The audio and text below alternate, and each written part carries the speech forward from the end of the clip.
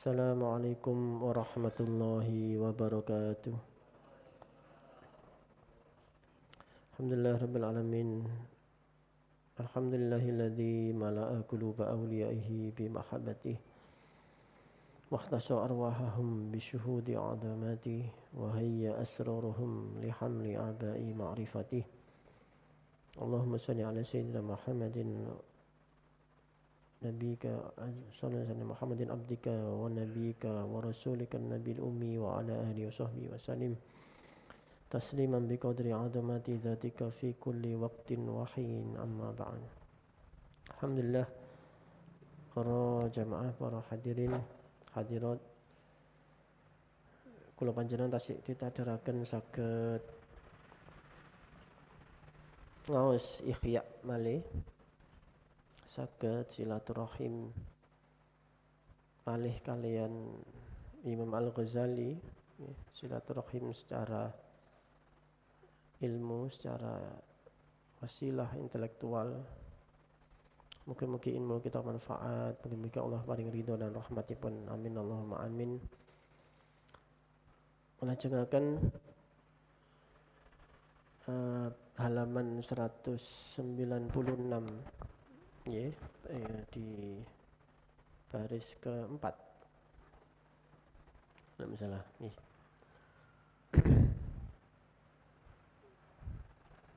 Kalau ingin tasik nerangaken ini nggih, tercelanya ilmu.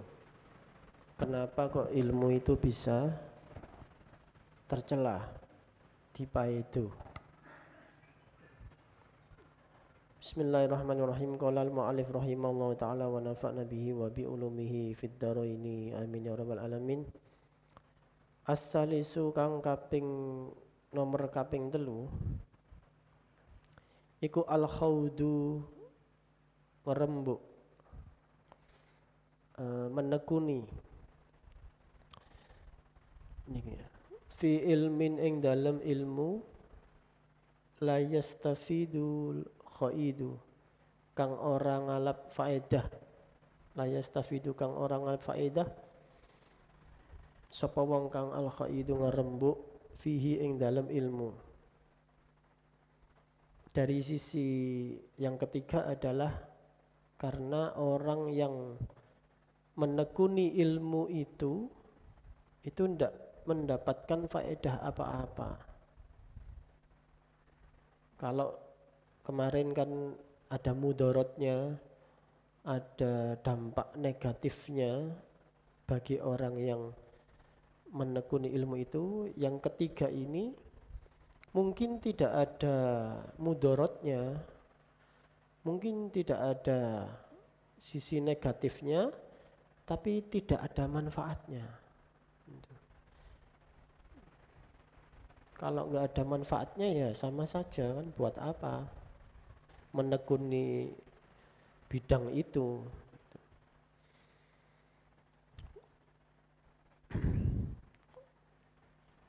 Apa nih? Fihi faidata ilmi ing dalam faidah ilmu nggih, ing dalam faidah ilmu niku wau. Fahuwa mongko utawi ilmu nujum iku madmumun den paidu fi haqqihi ing dalam haqqi khaid di dalam menyelaminya, menekuninya. Kata'allumi kaya ngaweruhi, mempelajari, dakikil ulumi, lembut-lembute pira-pira ilmu, qabla jaliliha ing dalem sadurunge pertelane ulum. Mempelajari apa itu sisi lembutnya, dakikil ulumi qabla jalili, mempelajari sisi rahasia dari sebelum dari yang lahiriah, misalnya begitu.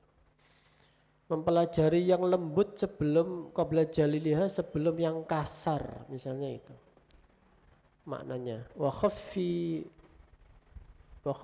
halan samare, rahasianya, qabla jaliha, sakdurunge pertelane ulum. Mempelajari yang sifatnya batin sebelum dia mempelajari yang sifatnya lahir. Itu juga enggak ada ininya, enggak akhirnya faham itu, malah bahaya. Wakal bahsi lan koyo membahas, membicarakan, anil asrori saking piro-piro sir, rahasia, al ilahiyati kang bangsa ilahiyah, rahasiane pangeran. Iddatulu ul falasifah, krana ningali sapa wong al falasifah kang ahli filsafat. Dia ingin mempelajari apa ini, hal-hal yang sifatnya asroril ilahiyah karena pengen niru-niru atau mencontoh para filosof. Wal mutakallimuna lan ahli ilmu kalam, ahli usuluddin, ilaiha marang asroril ilahiyah. Walam yastaqilu lan ora deweni apa falasifah lan mutakallim biha kelawan asroril ilahiyah, walam yastaqilla biha lan ora deweni kelawan ilmu asroril ilahiyah. Wabil wukufi lan kelawan ningali ala ing atase turuki ba'diha, dalane ba'diha setengah asroril ilahiyah, ilal anbiya'u angin sapa pira-pira nabi, wal auliya ilan pira-pira wali-wali ni Gusti Allah. Termasuk juga mempelajari ilmu-ilmu yang sifatnya rahasia batin, itu juga dicela, ya, tidak diperbolehkan, karena kalau belum dasar-dasarnya, ilmu lahiriahnya belum ada, langsung loncat mempelajari ilmu yang sifatnya daqaiq, yang lembut-lembut, itu nanti bahaya kalau dia belum belajar. Misalnya syariatnya sholat, langsung melompat ke hakikatnya sholat, padahal hal-hal yang seperti itu kan hanya bisa diketahui oleh para nabi dan para wali. Sedangkan para filosof dan ahli kalam itu ada perangkat keilmuan yang mendukung mereka untuk bisa sedikit-sedikit, ya, menjelaskan apa itu tentang ketuhanan.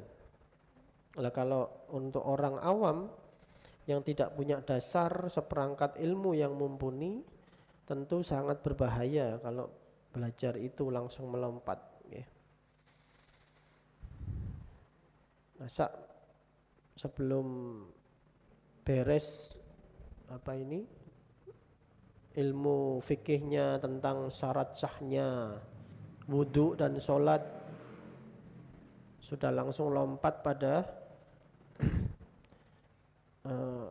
hakikatul sholat, itu kan pasti batal nanti sholatnya, karena syarat dan rukunnya saja dia masih tidak tahu, masih harus banyak belajar itu. Maka kalau di hikam itu kan disampaikan keinginan atau hasrat kita untuk mengetahui hal-hal yang sifatnya rahasia ilahi, yang lembut-lembut yang goib-goib tentang sifat-sifat ketuhanan Allah itu kadang-kadang itu dorongan dari nafsu kita, karena nafsu ini capek, jenuh ketika belajar tentang syariat, tentang kaifiyahnya ilmu lahiriah, sehingga dia cari pelarian, seolah-olah ingin belajar hakikat, ya, ilmu hakikat. Ini kan berbahaya, padahal ternyata itu adalah nafsu yang tersembunyi, itu yang harus diwaspadai.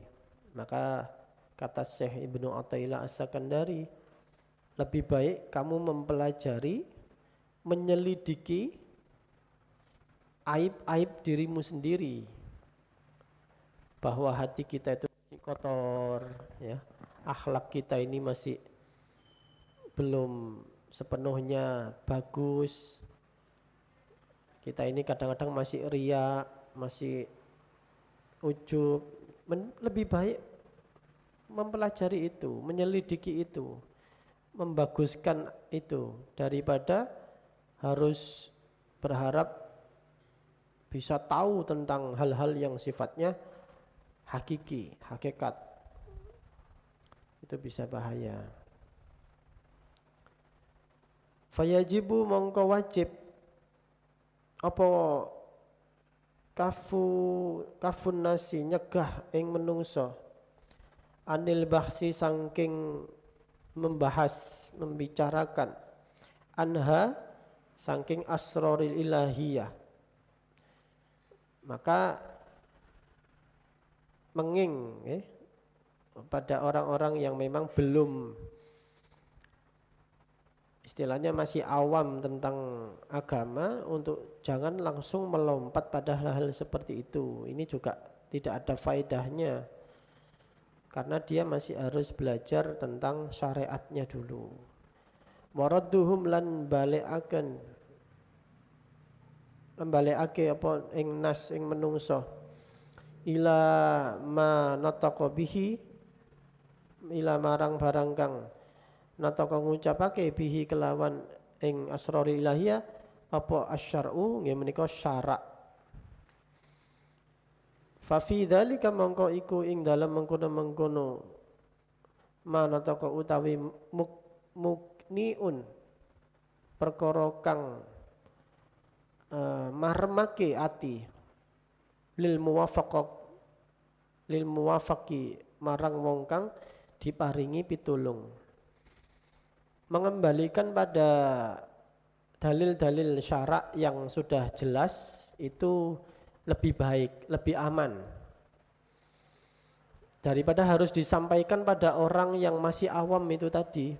Misalnya kita ini kalau ditanya sama anak-anak, ya, yang masih anak-anak itu kan kadang ya pertanyaannya susah. Apa betul Allah itu ada di langit? Ya kan? Ini anak kecil sering bertanya seperti itu. Akhirnya kan kita kadang-kadang jawabnya agak kerepotan loh. Kalau mau dijawab ya ada di langit kok, ya ndak ilok gitu kan, karena di Aqidatul Awam kan jelas Allah itu tidak bertempat. mau dijelaskan secara tasawuf ya belum mumpuni kan begitu. Jadi harus hati-hati, jangan menjawab dengan yang tidak bisa dicerna oleh anak itu. Maka seperti halnya di kitab ini tadi disampaikan, kembalikan saja kepada syarak, kepada syariatnya. Karena syariatnya itu di Al-Quran ada bahwa Allah istawa alal arsy, Allah itu di atas arsy. Ya sudah nggak apa-apa, disampaikan saja begitu. Iya, Allah itu ada di arsy, nggak apa-apa. Untuk anak-anak masih awam, ya masih pelajar, nggak apa-apa, Allah di arsy. Nanti penjelasannya kapan-kapan kalau anak-anak kita sudah waktunya, sudah nyampe pada ilmunya, baru penjelasan yang agak dalam. Tapi jawaban seperti itu boleh. Ini untuk lebih marmake, lebih menenangkan, lebih apa ya, cukuplah itu istilahnya. Untuk menjawab orang-orang awam seperti itu tidak apa-apa. Karena kalau kita menjelaskan terlalu dalam nanti bisa kemana-mana, melebar. Dia salah paham bisa jadi. Maka inilah pentingnya kebijaksanaan kita ya, kalau ditanya sama orang atau anak-anak yang memang masih awam begitu. Karena anak-anak zaman sekarang ini kritis nih, apa namanya, cerdas-cerdas. Saya punya ponakan dulu itu sampai begini, sholat isya, apa, sholat maghrib, terus habis gitu sholat lagi isya, lalu dia itu nyaut begini, loh nanti sholat maghrib, sholat isya, terus nanti subuh sholat lagi ya? Iya, nanti subuh sholat lagi, kan 5 kali. Loh berarti Allah itu enggak tidur ya? Gitu. Pinter memang, cerdas. Anak-anak zaman sekarang kan begitu ya. Loh berarti Allah itu enggak tidur. Iya, Allah enggak tidur karena Allah itu enggak ngantuk. Beda sama kita. Kalau kita ngantuk, gitu aja. Jangan terlalu dijelaskan yang dalam-dalam. Ya, mungkin dia juga masih tanda tanya sebetulnya, tapi janganlah, sesuai itu aja kan, langsung disauti pakai ayat kursi aja. Allahu la ilaha illa wal hayyul qayyum la ta'khudhuhu sinatu wala naum. Itu yang biasanya pakai. Memang itu sama juga kalau di orang-orang awam yang baru belajar agama, itu biasanya tingkat kehausan ya, spiritual itu lagi menggebu-gebu, lagi tinggi-tingginya, lalu seolah-olah ingin belajar banyak hal agama, padahal kita belajar itu harus ada step by stepnya, ada tahapannya, pelan-pelan. Ngaji itu enggak bisa langsung jadi apa, ahli agama ya, enggak bisa. Mempelajari ilmu selain agama saja butuh waktu, butuh apa ini, butuh pendalaman, apalagi perkara agama yang notabene-nya unlimited ini ilmunya.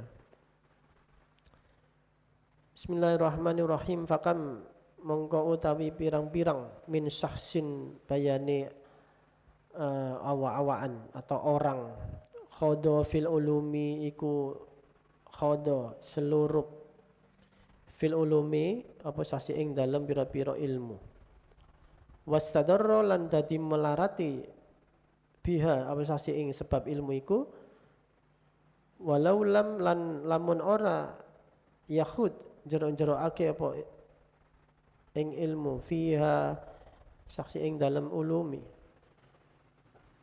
Betapa banyak orang yang menekuni ilmu justru dia mendapat mudaratnya.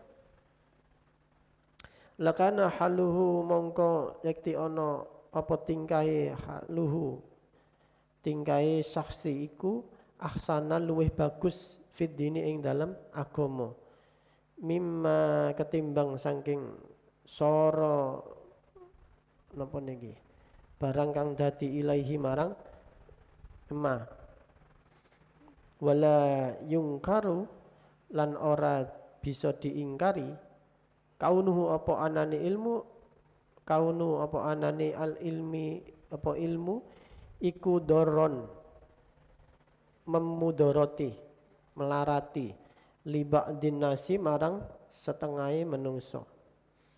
Kadang-kadang ada ilmu yang justru membuat manusia itu mendapat mudorot ya seperti ilmu sihir itu yang pernah sebelumnya dibahas. Justru itu membawa mudorot buat dia.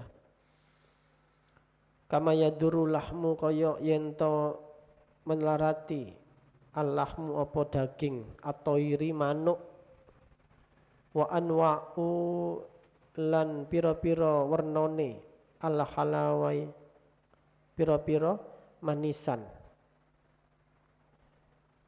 al-latifatu kang lembut bisabbi kelawan bocah bayi ar-rodoi kang den susoni seperti halnya tidak manfaatnya atau berbahayanya bayi yang masih menyusu pada ibunya yang masih apa itu namanya aksi eksklusif ya bahasanya kerennya bayi yang masih aksi eksklusif dikasih daging burung dikasih daging unggas bebek misalnya kasih bebek goreng ya bukannya manfaat malah tambah mudorot buat bayi itu karena dia belum bisa makan apa-apa.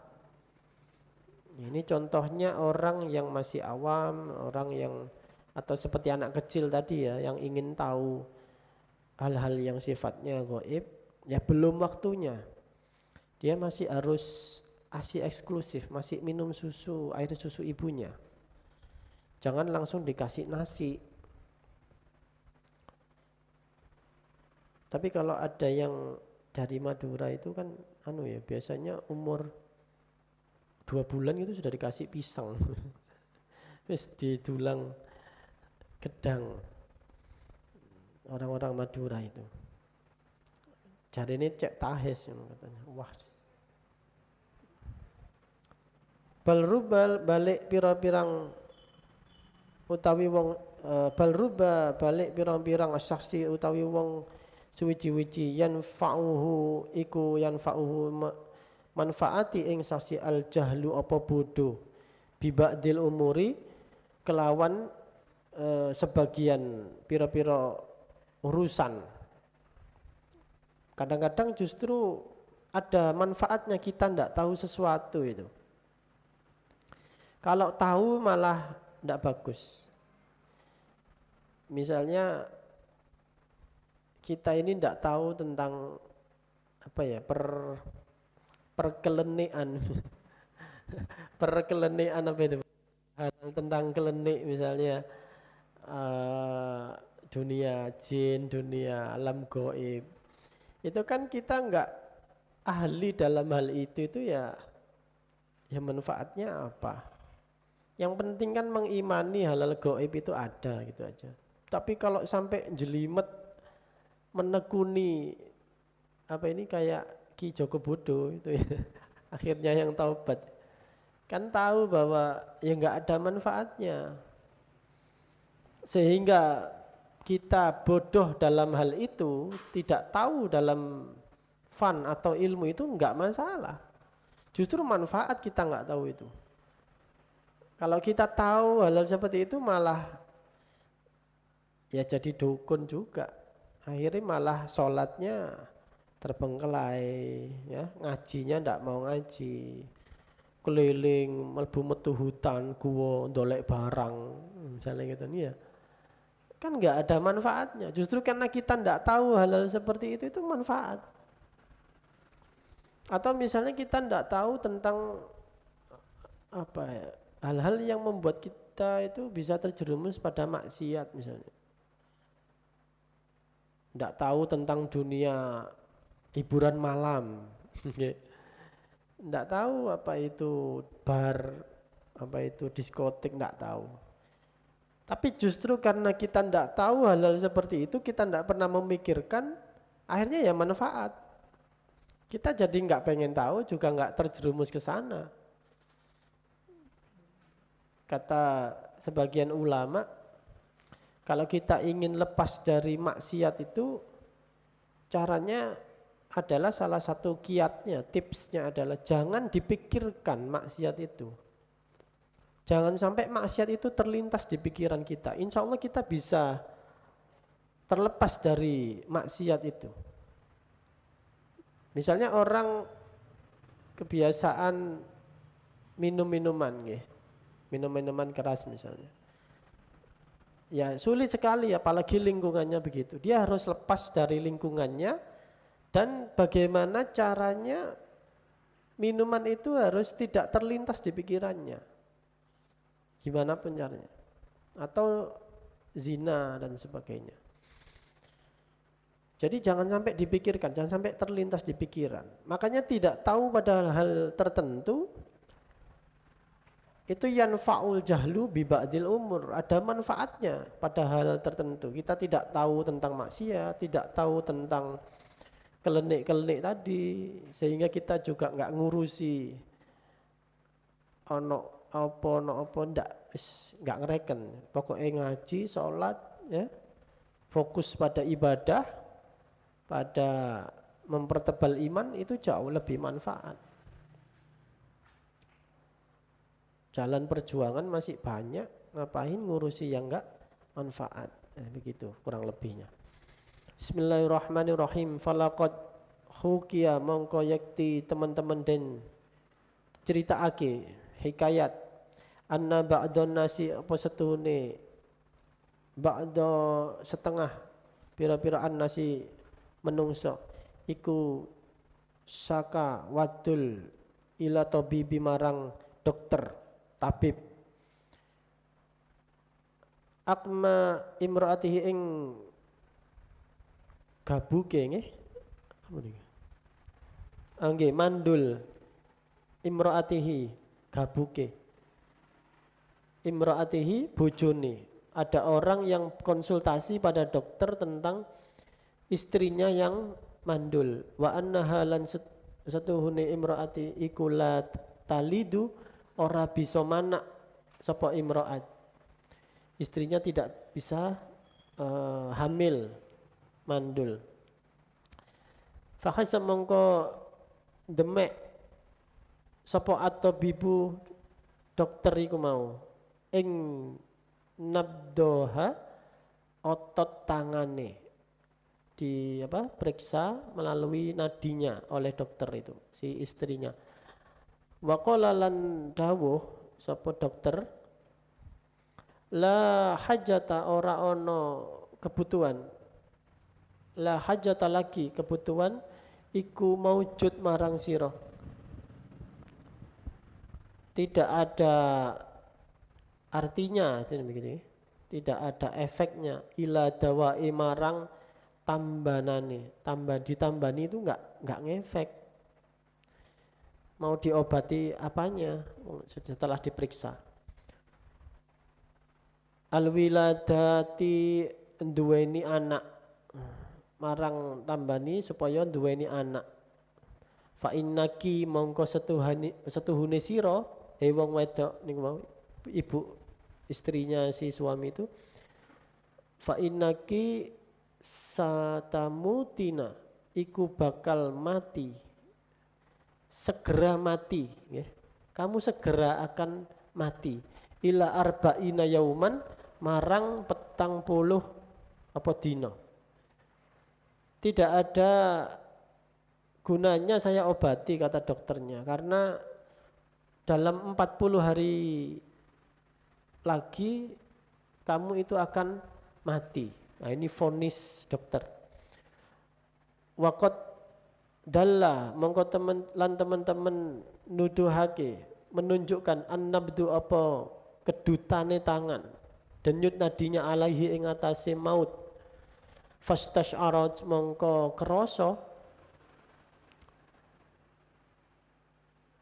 almar'atu sapa wong wadon niku wau al khaufa ing wedi al adima kang gedhe. Dijelaskan bahwa dari ototnya ini, bergerak nadinya ini sudah kamu itu sudah 40 hari lagi akan mati. Ya apa ya kalau divonis meninggal ini pasti ya seperti dunia sudah khatam.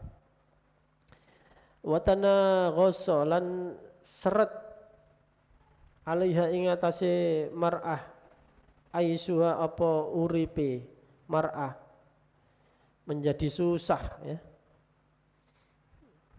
Wa akhrajat lan ngetokake amwalaha apa pira-pira artone mar'ah wa farraqatha lan bagi sapa imraat niku wau ing amwal wa ausat lan berwasiat sapa imrat wa bakiyat lan tetep sapa imrat la takulu hale ora mangan sapa imrat. Jadi hartanya langsung dibagikan, disodakohkan ya ke masjid, ke musola, ke orang-orang miskin dan diwasiatkan dan sebagainya. La takulu lan enggak gelemangan, wala tasrobulan orang ngombe sapa imro'at, gak gelemangan, gak gelem ngombe. Lah wis divonis mati, gak enak sembarang ya. Hatta qadot hingga rampung al muddatu apa mongso sampai waktunya itu habis. Falam tamut mongko ora mati sapa imro'at. Sudah 40 hari seperti vonis dokternya, ternyata dia tidak mati. Falam tamut faja'a zaujuha mongko teko nekani sapa zaujuha bojone imro'at ila tabibi marang dokter. Wa qala lahu lam matur sapa zaujat marang tabib. Lam tamut ora mati bojoku. Loh berarti bojone berharap sing wedok mah. Nggih mboten. Maksudnya kan lah tadi vonisnya 40 hari istri saya itu mati. Lah ini sudah kelewat. Kok tidak mati istri saya? Faqala mongko dawuh at-tabibu sapa dokter ini ku wau. Qad alimtu teman-teman wis weruh ingsun. Zalika ing mengkono-mengkono. Ya, aku sudah tahu istrimu itu enggak mati gitu loh. Aku sudah tahu. Fajami hal ana mongko jima'o sira ing imro'at ing dalam saiki. Maka sekarang kumpulilah istrimu jima'an fa innaha mongko setuhune imro'at iku talidu mana. Dia sudah bisa hamil. Sudah. Enggak apa-apa, aku sudah tahu kok. Memang dia tidak akan mati. Nah, sekarang kumpulilah. Faqala mongko matur zauja. Iku kaifa dzalika? Kepriye utawi mengkono-mengkono duweni anak. Lah kok bisa? Ya, kan tidak diobati malah setelah divonis mati. Sekarang vonis matinya kelewat kok malah disuruh jima supaya beranak. Lah kok bisa? Gimana penjelasannya Pak Dokter? Qala dawuh sapa tabib dokter niku wau, ra'aituha ningali ingsun saminatan ing imra'at saminatan ingkang lemu. Istri kamu itu gemuk. Wa qadin aqada lan teman-teman embundeli apa asahmu gaji.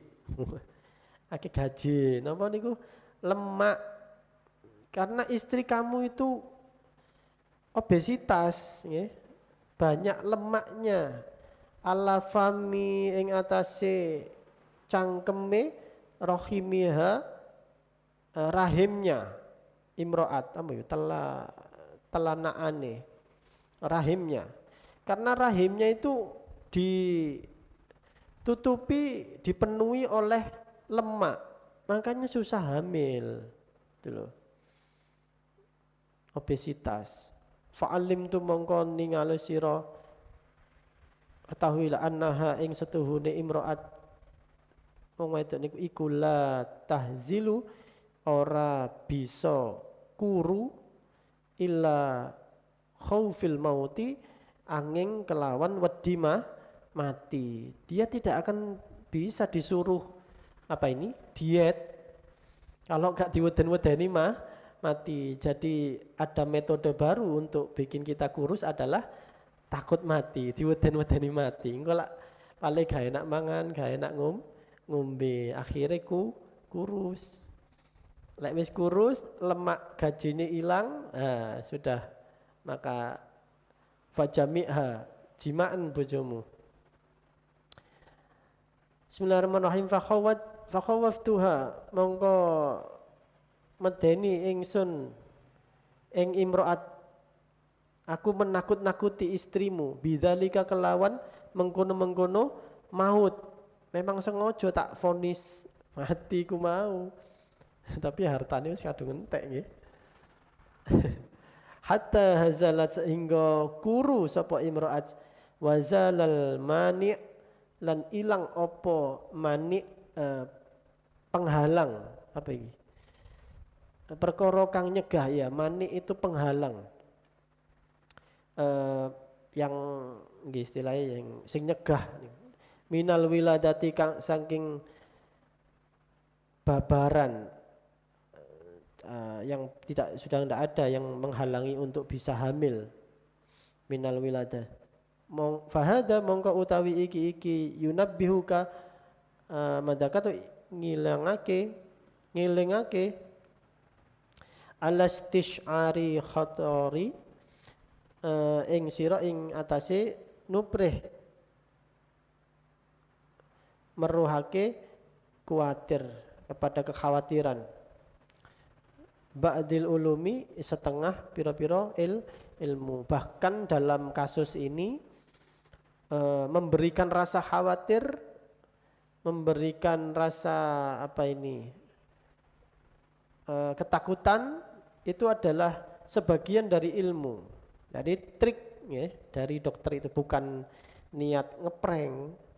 Bahasa saat ini kan ngeprank, enggak ngeprank ini bagian dari pengobatannya. Memang diweden-wedeni mati niku wau. Nah, inilah salah satu hal yang ternyata membuat kita takut pun kadang-kadang bisa manfaat kalau kita itu atau bertemu dengan orang yang tepat, yang memang ahlinya. Wa yufhimuka lan aweh faham ing sira makna apa arti qauli sallallahu alaihi wasallam, dawuhipun Kanjeng Nabi sallallahu alaihi wasallam, na'udzubillahi min ilmin la yanfa.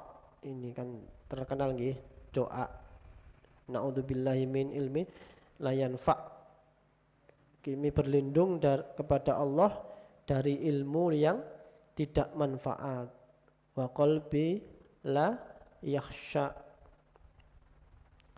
wala du'ai la yusma, dan seterusnya. Itu nggih ada 4 itu. Jadi kita itu berlindung dari ilmu yang tidak manfaat, karena bermacam-macam ilmu ini funnya ya, jurusan-jurusannya, dan semua harus disesuaikan dengan kebutuhan, kemaslahatan yang ada pada masa itu. Di awal-awal bab ini juga disampaikan ada ilmu yang fardu kifayah kan begitu, ada ilmu yang hubungannya dengan kemaslahatan umum, itu pasti manfaat. Misalnya ilmu selain kedokteran, waktu itu disampaikan ada ilmu pertanian, karena pertanian ini masalah kebutuhan pangan ya. Kalau zaman sekarang ya ada ilmu misalnya yang baru ya, energi ya, tentang biosolar dan sebagainya, itu kan tentang energi pengolahan dari tenaga listrik itu misalnya bagaimana, itu kan juga sekarang fardu kifayah itu. Kalau di negeri kita ini di Indonesia nggak ada yang ahli energi, tenaga nuklir dan sebagainya, ya kita akan bergantung pada negara luar terus. Kesejahteraannya kan kurang. Nah, hal-hal yang seperti itu kan kita, oh ini manfaat, kita bisa tahu. Dan mana yang tidak manfaat. Jadi ini semacam sebetulnya mengingatkan kita kepada kitab Ta'lim Muta'alim ya. Dulu yang kita ngaji waktu mungkin masih masih santri-santri, masih anak-anak, itu kan sudah diajari kitab Ta'lim Muta'alim. Di situ kan dijelaskan bagaimana kita itu noto niat, memilih guru, memilih teman untuk mencari ilmu, bagaimana kita memilih ilmu termasuk itu. Jadi ilmu yang jelas-jelas manfaatnya dunia akhirat itu kan ada. Nah, kitab ini, Kitabul Ilmi, di dalam Kitabul Ilmunya Imam Ghazali dalam Ihya ini sebetulnya hampir sama pesannya itu bagi para pencari ilmu itu jangan sembarangan, cari ilmu, cari pengetahuan, karena yang digunakan itu umur, dan umur itu adalah modal paling penting ya. Di pertemuan sebelumnya sudah disampaikan, ilmu itu modal paling penting, makanya ada kiat-kiat untuk bagaimana kita bisa mencari ilmu yang manfaat, yang barokah itu. Nah, di taklim kan juga begitu. Ada ilmu itu yang bisa jadi membuat kita pinter, membuat kita ahli, tapi enggak barokah gitu. Kenapa? Ya macam-macam, karena kita enggak takdim sama guru misalnya begitu. Pindah-pindah tempat, habis belajar dari sini pindah lagi, itu enggak barokah itu. Misalnya habis sekolah di sini pindah sekolah lagi, pindah lagi. Atau mondok ya begitu. Mondok pindah lagi, pindah terus. Ngaji di sini satu kitab belum tutup, pindah lagi. Itu kan kalau di Ta'lim Muta'alim sebenarnya ada, itu kan dasar.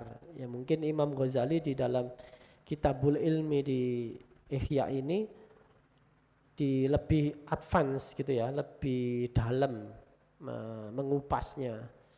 Diberikan analogi dan contoh-contoh yang lebih dalam, bahwa kita harus memilah-milah mana yang manfaat dan mana yang tidak, disesuaikan dengan kondisi kita. Bismillahirrahmanirrahim. Faktabir, mongko ngalapo iktibar, contoh siro, ambillah pelajaran bihadil hikayah, kelawan iki-iki cerita. Wala takun lan ojo ono siro iku bahasan wong kang akeh membicarakan an ulumin saking pira-pira ilmu kang zammaha kang yang tercela, asyar'u ing ulum apa syarak. Jangan sampai kita membahas atau menekuni ilmu-ilmu yang dicela oleh syarak. Wa zajara anha lan nyegah syarak saking ulumi, walazimilan natapono sira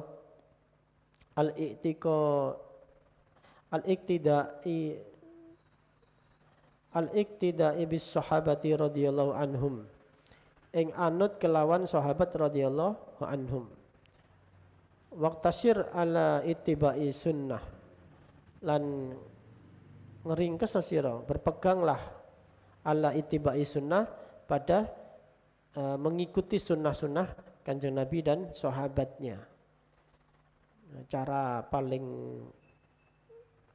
ampuh Ini juga sudah disampaikan Imam Ghazali di kitab Minhajul Abidin sebetulnya, yang dulu ngaji sama Abah itu kan, cara paling enak kita itu supaya tidak tersesat belajar ilmu itu, pertama kita contoh Kanjeng Nabi dulu, ada ndak ilmu seperti ini, ada ndak hal-hal ini, urusan-urusan ini, ada contohnya ndak?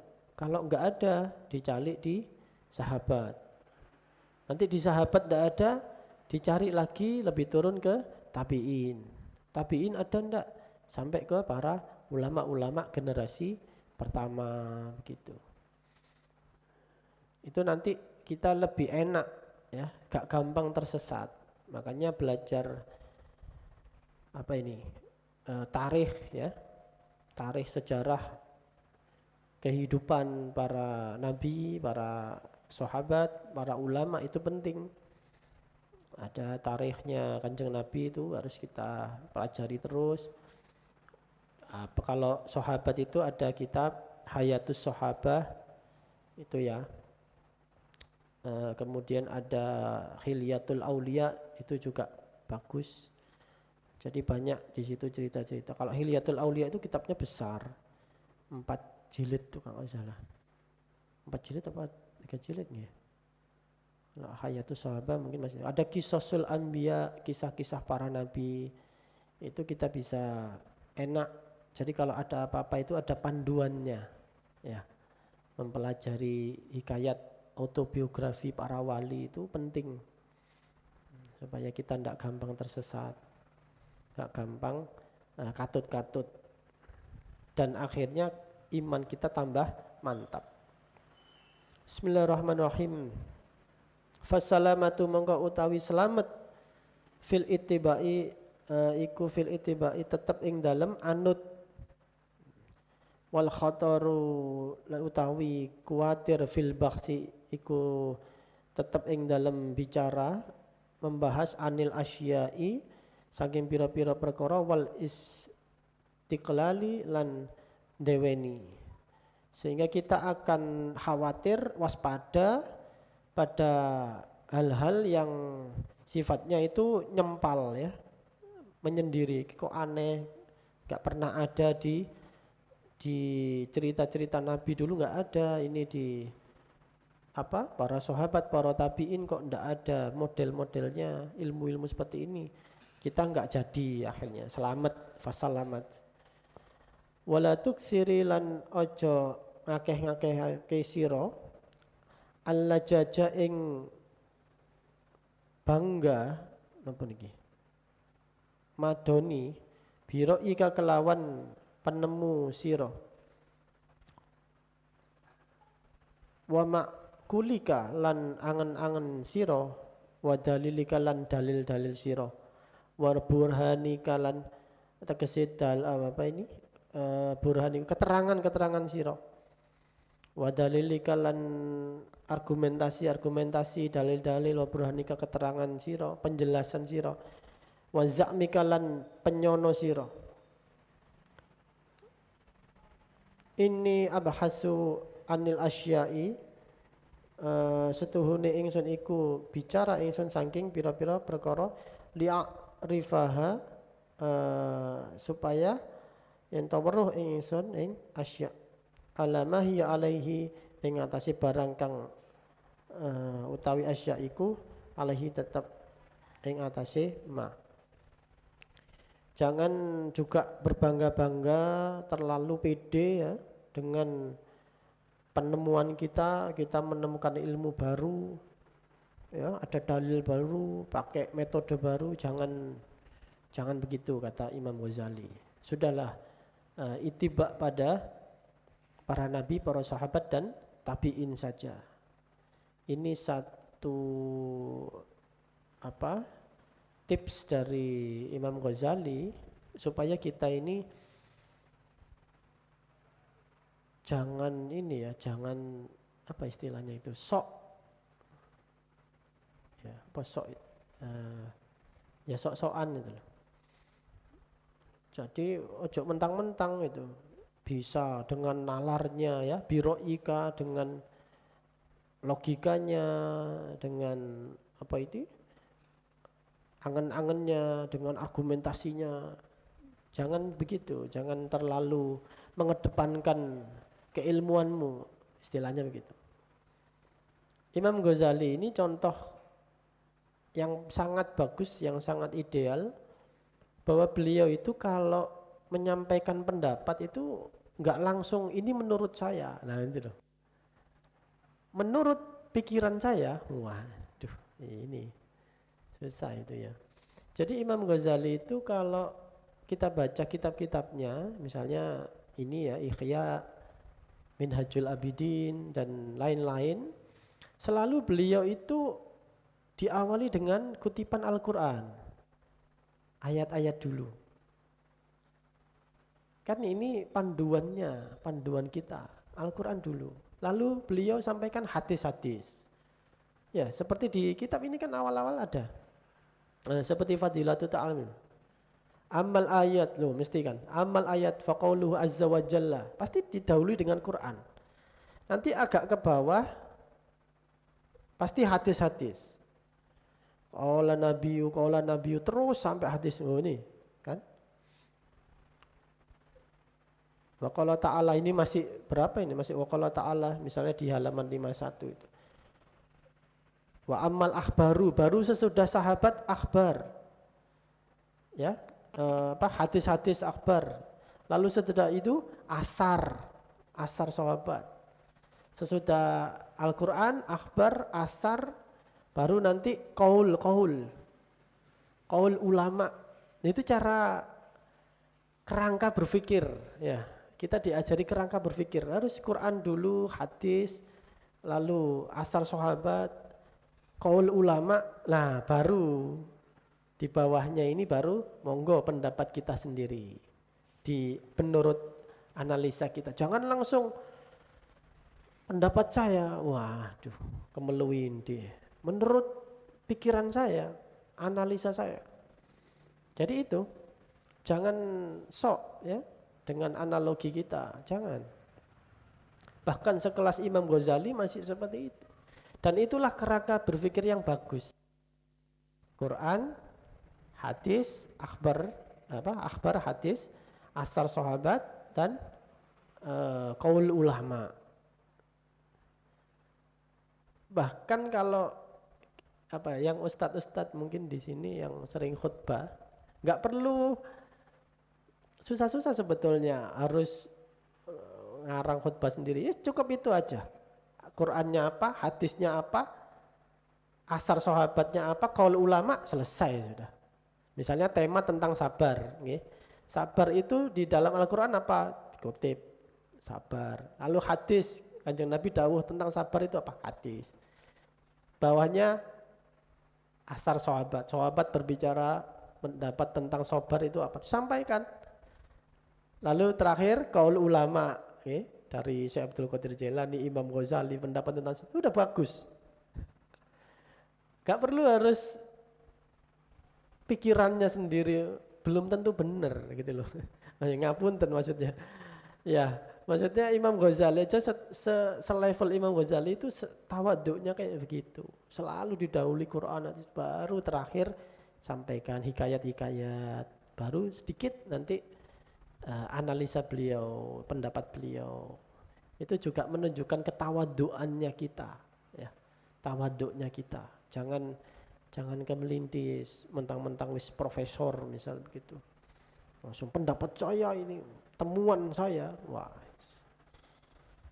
Nah, makanya kalau yang pernah ikut Basul Masailnya NU, misalnya di konferensi atau di muktamar itu enggak pernah, jarang anggota Basul Masail itu pendapat saya itu, jarang sekali. Pasti kutipan-kutipan yang sudah ada. Ya, karena kutipan-kutipan itu sudah apa istilahnya? Wis bahasa kasar itu wis mukek-mukek apa tuh? Wis muntah-muntah, kalian menggali hukum usul fikihnya dari pendapatnya ulama yang sudah gak nututi, Pak. Makanya Basul Masail itu kadang-kadang sebetulnya tidak memutuskan atau mengkiaskan hal baru, tapi apa istilahnya itu? Ya hanya sudah ada ijma atau keputusan pendapat dari ulama salaf itu lalu dikutip cocok dengan kondisi sekarang. Bukan sesuatu yang benar-benar ijtihad baru, itu tidak, jarang sekali. Karena sudah menggali dari kitab-kitab kuno itu sudah banyak, Pak. Perdebatannya itu adalah bukan perdebatan pendapat pribadinya, tapi yang satu mengutip qaul ulama A, satunya mengutip qaul ulama B, satunya lagi C. Lah ini kuat yang mana gitu loh. Bukan pendapat pribadinya, bukan. Itu kalau kita ikut Bahsul Masail, pernah ikut tuh bagus. Wah, menarik. Bisa nambah ilmu. Padahal mungkin ya orang tuh gak paham. Tapi menarik sekali ya. Ya Allah, kadang-kadang kalau sudah deadlock gitu kan, sampai sudah break sholat dulu, terus berdoa bersama jamaah bareng, nanti baru ngopi-ngopi sedikit, ngeteh, mulai lagi diskusinya. Makanya dulu ada cerita, siapa ini, Kiai Makhrus Ali, Mbah Makhrus Ali Lirboyo itu berdebat dengan Kiai Ibrahim Hussein di Bahsul Masail, waktu itu di Jawa Barat apa di mana. Itu dua kiai ini sama-sama kuat apa ini dalilnya dalam Bahsul Masail, sama-sama kuat, sama-sama dan sama-sama teguh memegang prinsipnya. Waktu itu membahas apa ya lupa. Sampai akhirnya terakhir ternyata penyelesaiannya adalah Mbah Makhrus Ali ini dibilangi bahwa Kiai Ibrahim Hussein ini adalah muridnya atau santri kesayangannya Syekh Abbas Buntet Cirebon. Akhirnya Mbah Makhrus Ali ini saking tawaduknya pada gurunya, loh Masya Allah, ternyata jenengan ini santrinya Syekh Abbas Buntet. Iya, ya sudah. Akhirnya tidak usah debat lagi, sudah pakai ikut pendapat jenengan aja. Jadi kadang Bahsul Masail itu ternyata bisa diselesaikan perdebatan itu dengan jalur lain, jalur takdim pada guru, pada ilmu ketasawufan, itu bisa menjadi penengah ya, saat deadlock.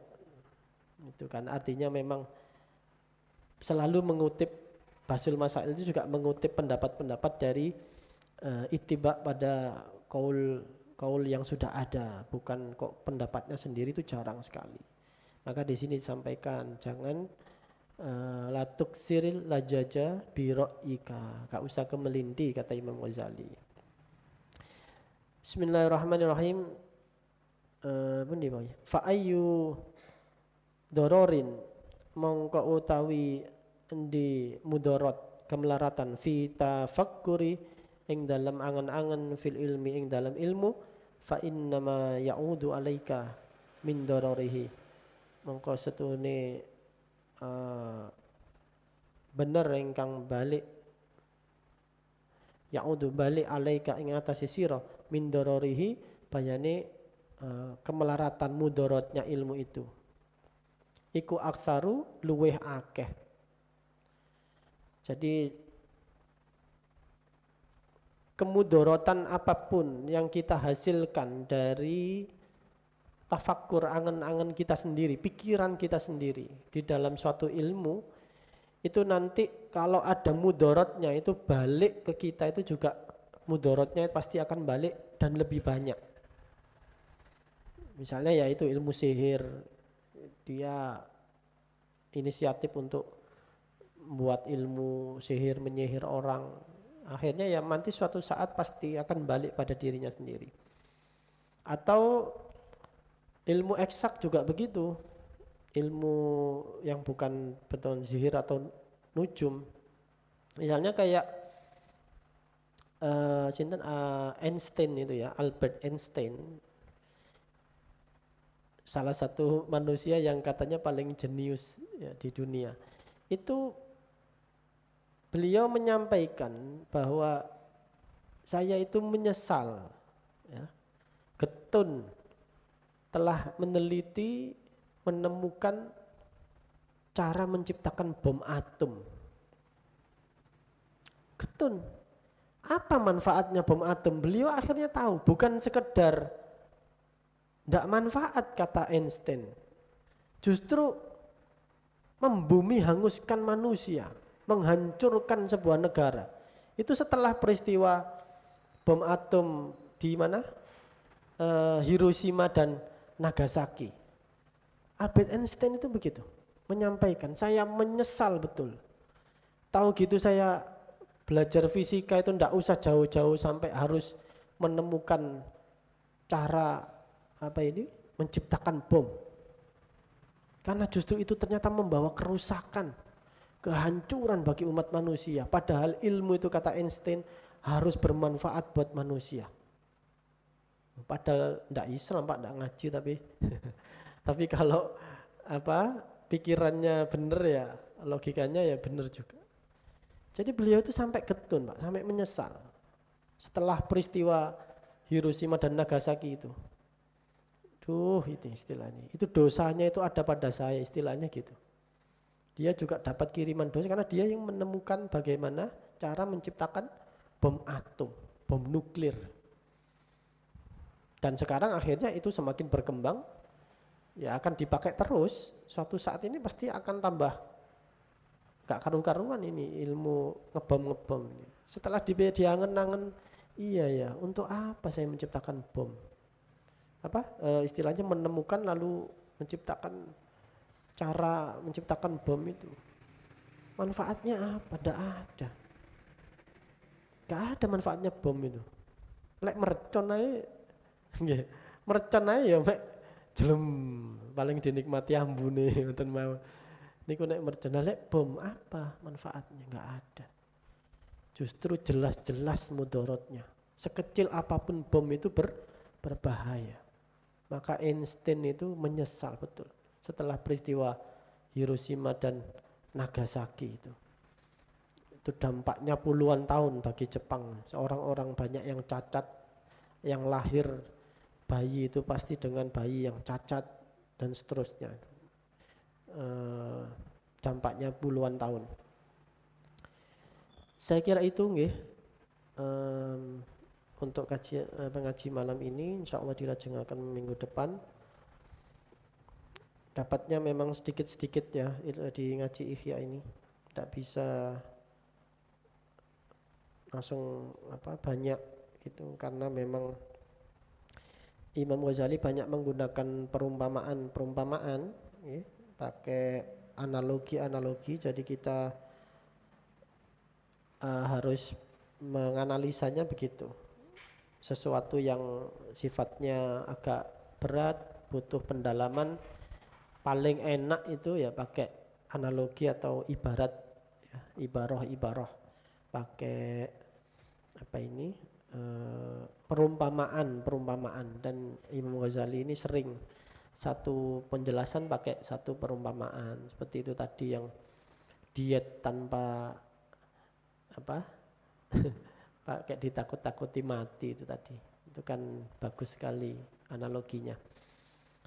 Insyaallah wallahu a'lam bishawab. Monggo kirim Fatihah dumateng guru-guru kita, mugi-mugi ilmu kita manfaat, kita dapat barokah dari Imam Ghazali, kita dapat barokah dari guru-guru kita, dari Kiai Haji Masyudi Mukhtar almarhum, dari guru beliau sampai terus pada sanad keilmuannya sampai kanjeng Nabi Muhammad sallallahu alaihi wasallam ala hadiniyah wa ala kulli niyatin shalihah lahum jami'an. Al-Fatihah. A'udzu billahi minasyaitonir rajim. Bismillahirrahmanirrahim. Alhamdulillahi rabbil alamin arrahmanir rahim maliki yaumiddin. Iyyaka na'budu wa iyyaka nasta'in. Iyyaka na'budu wa iyyaka nasta'in. Iyyaka na'budu wa iyyaka nasta'in. Iyyaka na'budu wa iyyaka nasta'in. Iyyaka na'budu wa iyyaka nasta'in. Iyyaka na'budu wa iyyaka nasta'in. Iyyaka na'budu wa iyyaka nasta'in. Iyyaka na'budu wa iyyaka nasta'in. Iyyaka na'budu wa iyyaka nasta'in. Iyyaka na'budu wa iyyaka nasta'in. Iyyaka na'budu wa iyyaka nasta'in. Ihdinas siratal mustaqim, siratal ladzina an'amta 'alaihim ghairil maghdubi 'alaihim waladdallin.